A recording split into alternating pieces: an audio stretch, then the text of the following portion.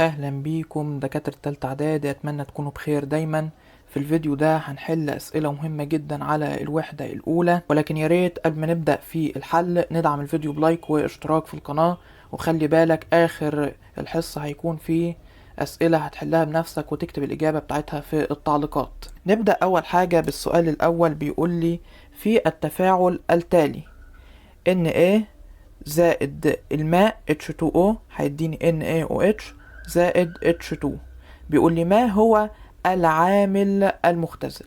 انا هعتبرك في الفيديو ده انك ما تعرفش اي حاجة عن عملية الاكسدة والاختزال. احنا دلوقتي عاوزين نعرف مين العامل المختزل.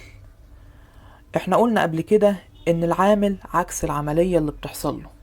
يعني العامل المختزل انا كده عاوز حاجة حصلت لها عملية، مظبوط، اكسدة. مين هنا اللي حصلت له عملية اكسدة؟ هقولك على معلومة مهمة وياريت تسجلها عندك. لما تلاقي عنصر داخل لوحده في التفاعل الكيميائي طلع بمركب، ده حصلت ليه عملية اكسدة. يبقى مرة تاني، عنصر لوحده داخل في التفاعل معهوش حاجة طلع ومعاه مركب NaOH، يبقى حصلت ليه عملية أكسدة. تمام. هنا احنا عندنا الصوديوم كان داخل لوحده طلع مركب داخل عنصر طلع مركب NaOH، يبقى حصلت له عملية أكسدة. يبقى هقول عليه عامل مختزل، لأن العامل عكس العملية اللي بتحصل له. يبقى نقول له الصوديوم هو العامل المختزل. وهديك ملاحظة مهمة كمان، يا ريت لما تيجي تطلع العامل المختزل او العامل المؤكسد ما تبصش على النواتج. ما تبصش على النواتج. العوامل سواء المختزل او المؤكسد هتلاقيهم في المتفاعلات اللي قبل السهم. يبقى في السؤال لما يطلب مني عامل مختزل عامل مؤكسد، عيني تروح على طول على المتفاعلات، ماليش دعوة بالنواتج، اطلعهم من المتفاعلات. ندخل على السؤال التاني، بيقول لي في التفاعل التالي Fe2O3 زائد CO اداني Fe زائد CO2. بيقول لي ما هو العامل المؤكسد. العامل عكس العملية. العامل المؤكسد يعني حصلت له ايه؟ عملية، مظبوط، اختزال. تمام. مين هنا من المتفاعلات؟ وركز معايا، من المتفاعلات Fe2O3 ولا CO اللي حصلت له عملية اختزال؟ طب يعني ايه عملية اختزال؟ عملية اختزال يعني في مركب طلع عنصر، في مركب طلع عنصر. يعني هو كان داخل في التفاعل مركب عادي خالص، طلع مرة واحدة عنصر، ده بقول عليها عملية اختزال عكس عملية الأكسدة. احنا عندنا Fe2O3 داخل مركب في التفاعل طلع Fe، يبقى حصلت له عملية اختزال بالشكل ده، يبقى عامل مؤكسد Fe2O3 أكسيد الحديد الثلاثي. اوعى تقول لي في الامتحان يبقى Fe يبقى الحديد، لا، احنا بنطلع العوامل من المتفاعلات. ندخل على السؤال الثالث. في التفاعل التالي Fe زائد S طلعت FeS. العامل المختزل هو نقط، العامل المؤكسد هو نقط. ايه ده يا مستر؟ دلوقتي انا عندي Fe داخل لوحده طلع في مركب، والS نفس الكلام داخل لوحده في التفاعل طلع في مركب. يبقى ايه اللي حصل للاتنين؟ ازاي احددها؟ ازاي احدد العامل المختزل من العامل المؤكسد؟ هقول لك سهلة خالص وبسيطة. اول حاجة احنا عندنا الحديد والكبريت. الحديد ده فلز، الكبريت لا فلز. يبقى لما الاقي عنصر بيتحد مع عنصر علشان احدد العامل المختزل من العامل المؤكسد، لازم احدد في الاول نوع كل عنصر. لازم احدد في الاول نوع كل عنصر. احنا عندنا عنصرين اتحدوا مع بعض. تمام. طب يا مستر افرض ان انا في الامتحان مش عارف الكبريت فلز ولا لا فلز، مش قادر احدد.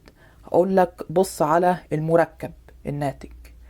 اول حاجة بتتكتب في المركب ده بيبقى الفلز، تاني حاجة دي بتبقى اللا فلز. يبقى اول حاجة فلز، بعدين بنكتب اللا فلز. نشوف في الاول، اول حاجة نحدد العملية اللي حصلت للحديد.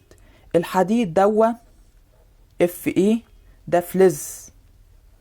الفلز يفقد ولا يكتسب الكترونات؟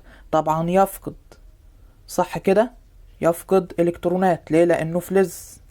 طب طالما يفقد الكترونات يبقى حصلت له عملية اختزال ولا عملية اكسدة؟ مظبوط، عملية اكسدة. طالما حصلت له عملية اكسدة يبقى عامل ايه؟ مختزل ولا مؤكسد؟ العامل عكس العملية، يبقى عامل مختزل. عامل مختزل. ادينا حددنا اول حاجة بسهولة وببساطة الحديد. ندخل بعد كده على الكبريت اس. الكبريت ده احنا اتفقنا ان هو لا فلز. اللا فلز بيفقد ولا يكتسب؟ لا ده يكتسب. طب طالما بيكتسب الكترونات يبقى بتحصل له عملية اكسدة ولا الاختزال؟ بتحصل له عملية اختزال. مظبوط، تمام. هيبقى عامل مختزل ولا عامل مؤكسد؟ العامل عكس العملية اللي بتحصل له، هيبقى عامل مؤكسد، لأن حصلت له عملية أكسدة. يبقى لما يقول لي العامل المختزل، احنا طلعنا العامل المختزل الحديد Fe. طيب العامل المؤكسد، العامل المؤكسد هو الكبريت S. ولو ملاحظين كمان في التفاعل هنلاقي ان العوامل ايه؟ من المتفاعلات، Fe والS. ندخل على السؤال رقم 4. السؤال رقم 4 بيقول لي في التفاعل التالي Cu زائد Cl2 طلعت لي بCuCl، ونفس الكلام طالب مني العامل المختزل والعامل المؤكسد. تمام. اول حاجة علشان نحدد الحكاية دي لازم احدد الفلز من اللا فلز. ده عندي عنصرين اتحدوا مع بعض، عنصرين اتحدوا. ازاي احدد الفلز من اللا فلز؟ قلنا العنصر الاول اللي هو السيو هيبقى فلز، العنصر التاني بيبقى لا فلز في المركب طبعا. العنصر الاول في المركب بيبقى فلز، العنصر اللي بعديه بيبقى لا فلز. نبدأ اول حاجة بسيو. اتفقنا ده فلز ولا لا فلز؟ فلز. الفلز يفقد ولا يكتسب؟ يفقد. يفقد الكترونات. تمام. طالما يفقد يبقى حصلت له عملية أكسدة. حصلت له عملية أكسدة يبقى عامل ايه؟ يبقى عامل مختزل. ليه؟ لأن العامل عكس العملية اللي بتحصل له. تمام. بعد كده عندنا Cl2 الكلور.